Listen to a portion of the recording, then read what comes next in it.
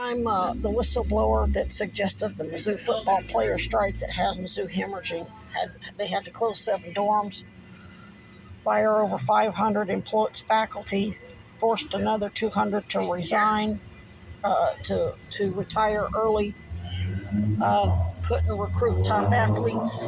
Football team went from top 10 down to top 22 or some shit like that, losing hundreds of millions of dollars a year because of the 35% drop in enrollment. I think it's gone up a little bit, but they had to offer free tuition for 4 years to even get anybody to do that.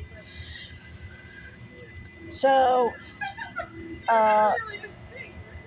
Jimmy Dore just interviewed an author named Carol Roth, and he says, how do we fight back against the establishment? Boycotts. Everybody is consuming their asses off. They're eating, they're fucking, they're I'm watching the stuff, this inflation is out of control because consumer spending is up. As long as everybody's out in the 7 deadlies, fucking and eating and entertaining and keeping themselves in the comfort zone, all that, and spending what little slave wages they get from these corporations, giving it right back to them, they're not going to stop. I have Goldwater oligarch Virginia G. Piper on audio and video threatening me, and you can basically tell by the things she's saying. They are very well studied in human behavior. And as long as we continue to exercise our rights to be comfortable and spend our money to have good food and have a nice place to stay and have a nice car and keep giving all of what little slave wages they pay us right back to the motherfuckers, they're not going to stop.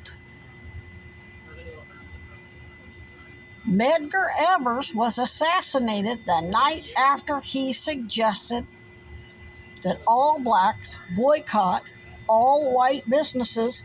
Blacks, even with their, we're talking back in what, the 60s? They had a $52 million buying power, even though they were making little or nothing. And they knew they were going to boycott. They knew they were going to keep what little bit of slave wages they were paid to their damn selves. They were not going to spend it at white businesses. And they assassinated him. University of Missouri and all of their Epstein allies know I'm the one that suggested the Mizzou football strike because I CC'd the damn email to most of their administrators.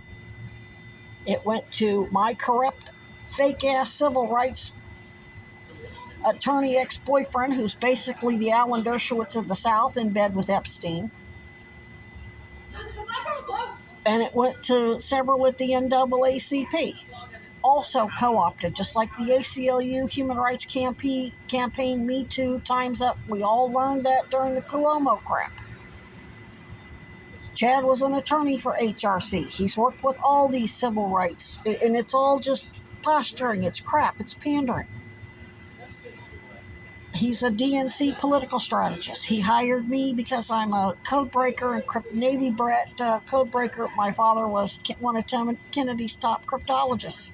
He was Native American and he was enlisted, so he never got rank or recognition. He got some nice little benefits, though.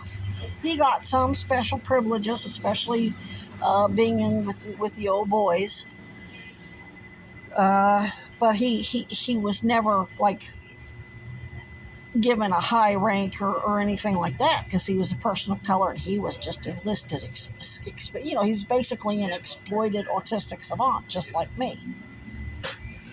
So the way we fight back, since they have snitch shacketers at all protests, they have all of our phones and social media accounts under surveillance. The most significant and powerful way to fight back is to stop consuming.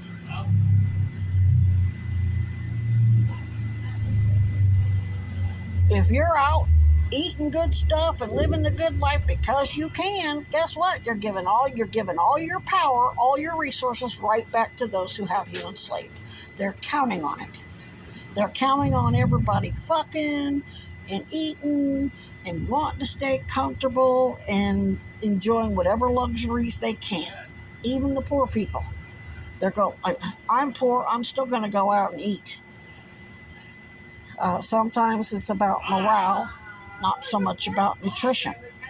I did serious damage with that email to Mizzou.